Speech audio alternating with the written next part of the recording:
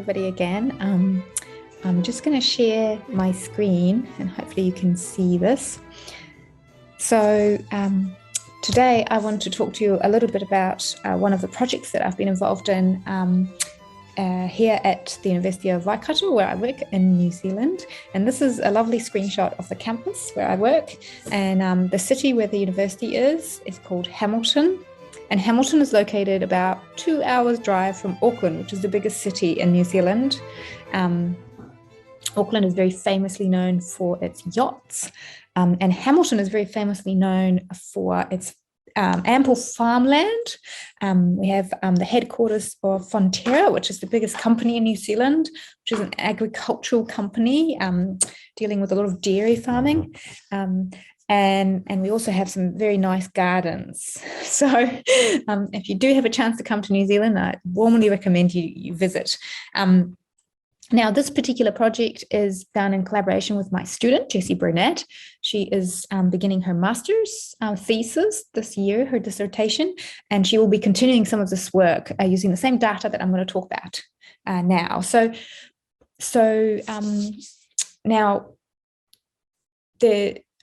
I'm just going to give you a couple of minutes of the background and rationale for this. And as I said in my introduction earlier, 2 years ago now, when COVID hit, we had this unique opportunity to gather this really great naturally occurring data as people were being isolated physically in their homes, as we're going into lockdown, which was a very, very new thing for everybody, but especially for New Zealand. We noticed a very increased presence on the internet of people actually talking about their experiences, and not just talking about their experiences, but kind of shouting a bit about their experiences.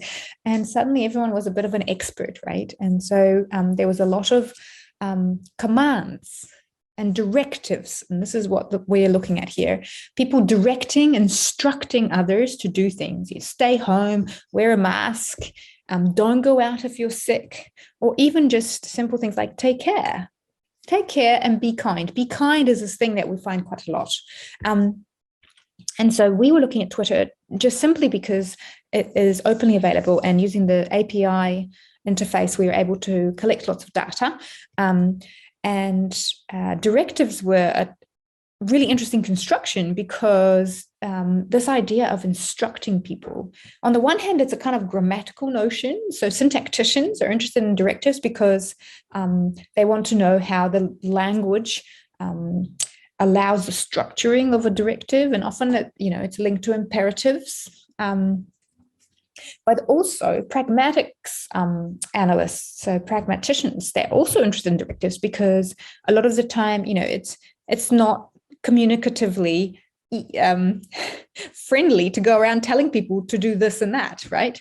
And so we often have to have some kind of politeness strategies around how we deal with these kinds of things. And so there's a lot of couching of directives in appropriate language so as not to offend people. And also, I should add, so that people actually do what you say. If you don't have direct power over people, then they might not do what you say. So there's lots of strategic pragmatics going on, trying to achieve compliance with a directive. So when we're looking at the literature on directives, first of all, you get these two completely different fields. You've got grammar and you've got pragmatics, and they all talk about it in very different terms because they're interested in kind of slightly different things. But what we couldn't find was anything that brings the two together on the same data set. So this is one thing we're trying to do here for the first time. The second thing is, because, as I mentioned earlier, people don't tend to go around telling people what to do, it is very difficult to obtain a large data set of naturally occurring directives. But for the first time, we felt very fortunate to be able to access this kind of data on Twitter, which is what we did. And Twitter is great because, for better or worse, people on Twitter don't think too hard about what they post a lot of the time. And so you get very naturally occurring data, which is it's unedited. So you really get that emergent use, which as a corpus linguist, I'm very, very interested in. So I think that the interesting thing that we wanted to do is to bring these two fields together on this construction that we have hardly any naturally occurring data on. And what we specifically wanted to investigate is is there a relationship between the tweeter's stance and position and what they're doing linguistically? So because these measures of going into lockdown were so new, everyone had an opinion, and I'm sure in Romania it's exactly the same, of whether this is a good thing to do or not. Yeah. So some people really agreed with the government going into lockdown. So they were in agreement. Other people thought that was ludicrous and a huge impingement on their liberty and freedom. So they were anti-government measures. And other people still wanted stronger measures. And then there were some people, whose stance was a bit unclear. But basically, we ended up with having kind of three broad categories of tweeters. Those people who were happy with the government, they were kind of with status quo. The people who were anti-government measures, and then the people who wanted stronger government measures. And what we wanted to know is, can you really see differences in the linguistic packaging of these tweets depending on the tweeter's stance? So is there a link between stance and language? And spoiler alert, yes, there is a link. And the patterns are quite different depending on how people feel. So let me tell you a bit about the data. This is kind of the nitty gritty. And if you're interested in details of this, I'm very happy to share with you our paper that is hopefully going to come out very soon.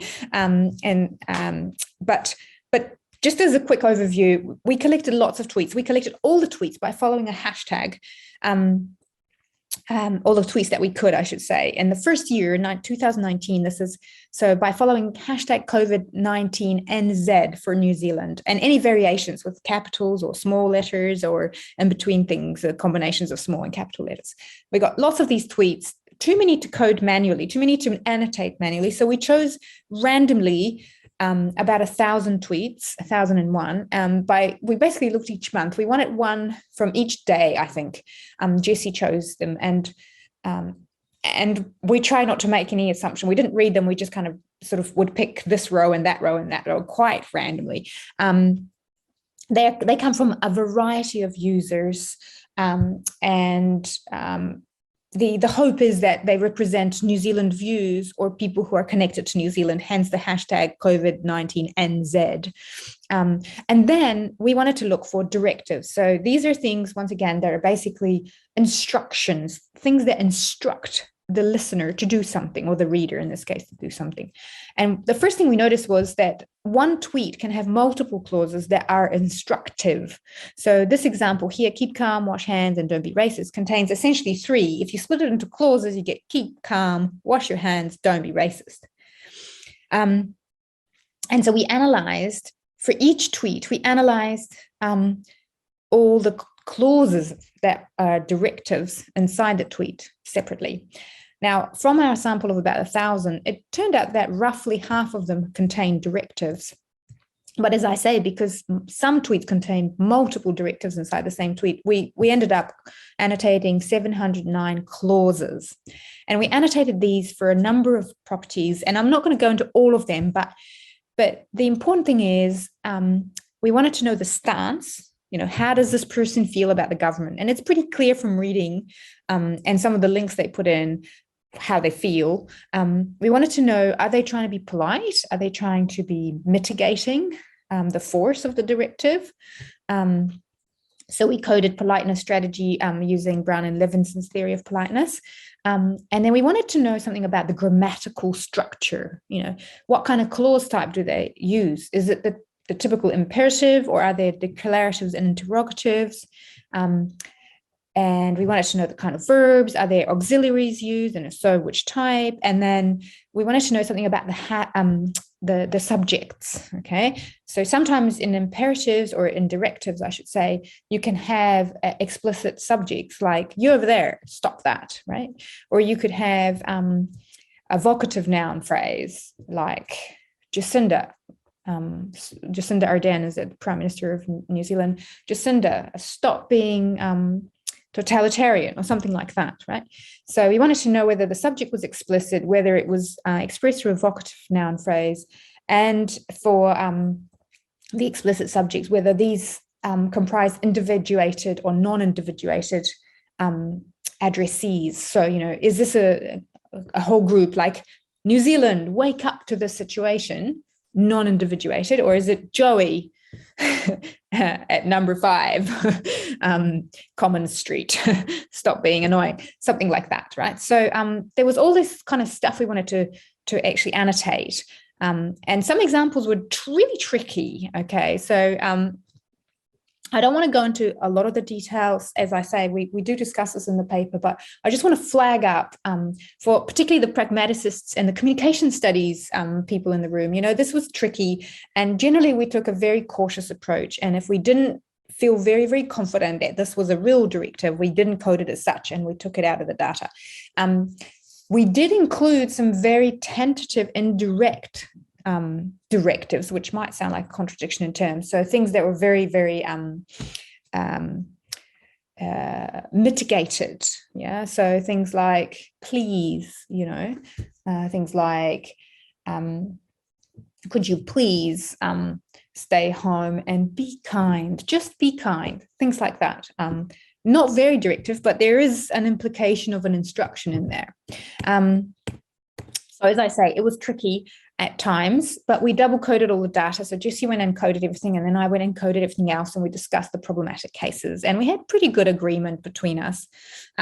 So let me show you some of the patterns. But before I do that, what I'm going to show you are some patterns, which are summarized by 2 graphs each time. One is a bar chart and one is a mosaic plot. So because we're dealing with categories, it's quite hard to make any kind of predictions, inferring kind of statistical significance and things like that. We can't really do this. So what we're doing is we're looking at trends and associations a lot.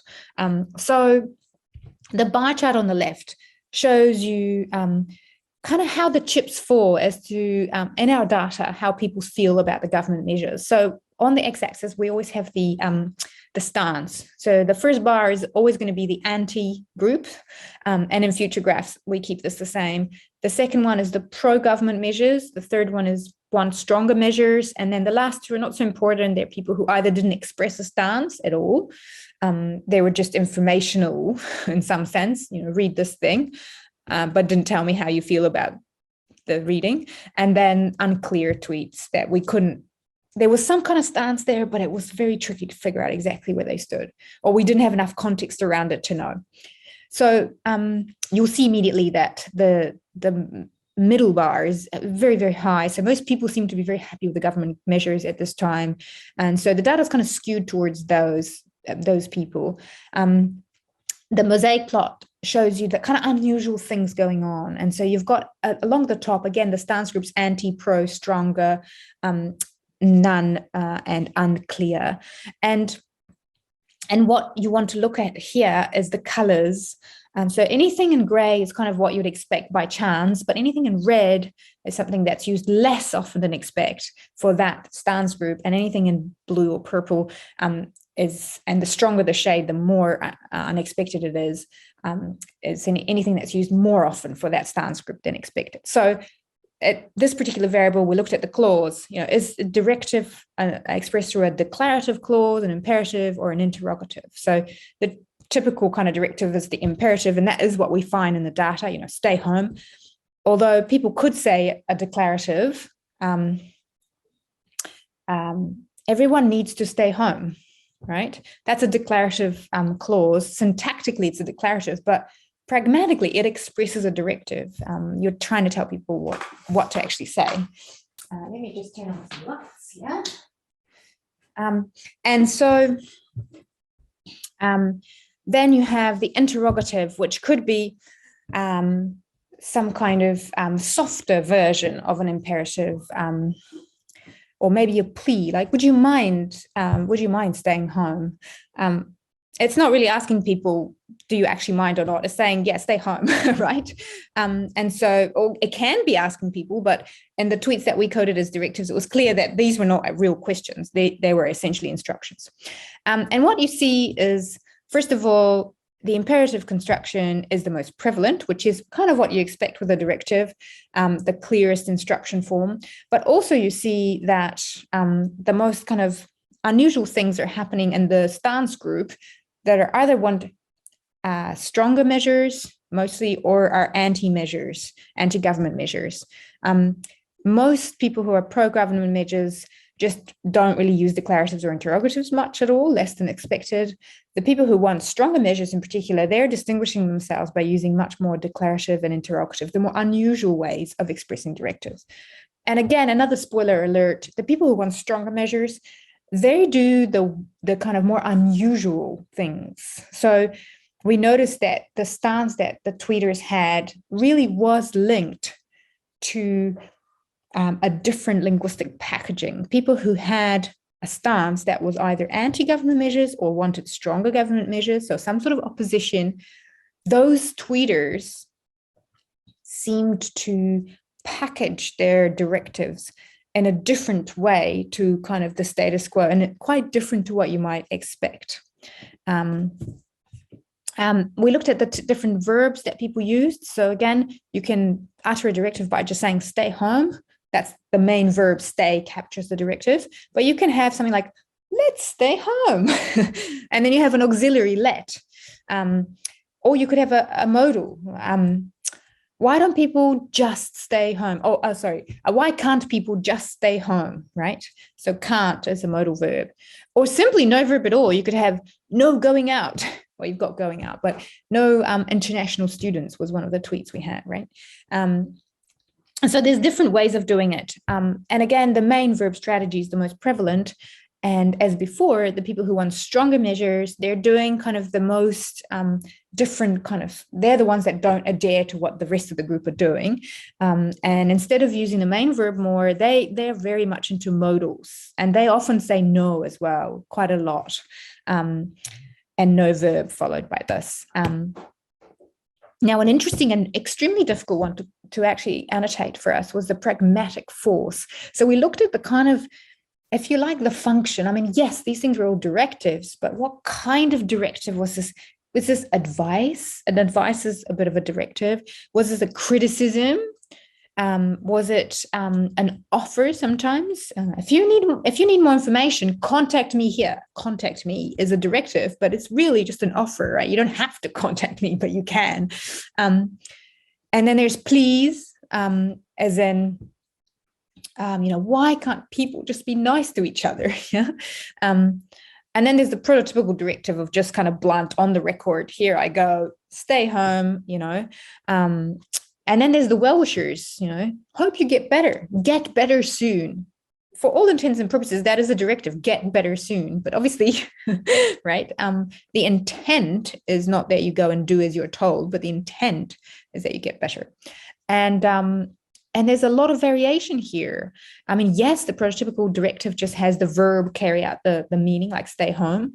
But there's a real mix of various things that people are doing on Twitter in relation to COVID in New Zealand. Lots of advice giving, lots of criticisms, a lot of indirect directives. There's well-wishers, particularly for the pro-government stance. There's a nice mix. The people who want stronger measures, they're really, really avoiding the prototypical directives. They're quite guarded as a group. Yeah, they don't go completely all in with their directives. They make recourse to criticisms, which is kind of an indirect way of saying, oh, this person, they're doing the wrong thing here.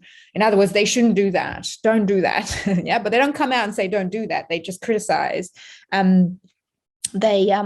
They use indirect directives, and they use please quite a lot as well. Appealing. So the thing with please is sort of appealing to emotions a lot. So it's almost like they're quite aware they're going against status quo, and they're having to mitigate this by working harder linguistically. They're doing different things. They're being quite creative. We looked at subjects as well. So as I said earlier, this was quite interesting because we wanted to know whether people explicitly mention who their directive is directed at, if you like. And English doesn't have a vocative case, unlike Romanian. So it's kind of not very common for this to kind of be explicitly expressed. But interestingly, again, there was a bit of a mix. People did different things, but the people who wanted stronger measures were very much staying away from kind of saying who should be doing the stuff that they're directing. They were very much in the implicit, the other way around. They were very clear on who should be doing this instruction. So they were very explicit of criticizing the government and the prime minister and various other ministers. So they kind of were going fully against the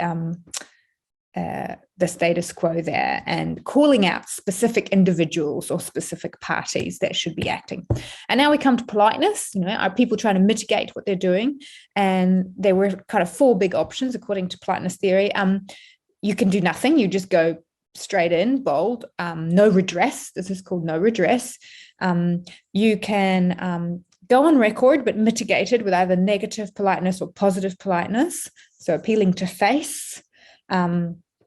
Or you can go off record and kind of just really indirectly hint and things like that. And as before, there's a real mix, people doing all sorts of things. But the people who want stronger measures really staying away from the no redress option. They don't like to be completely in your face. They're really mitigating. And they really like to go off the record. They kind of softening their instructions, possibly because of some kind of deeper awareness that they're going against what's expected.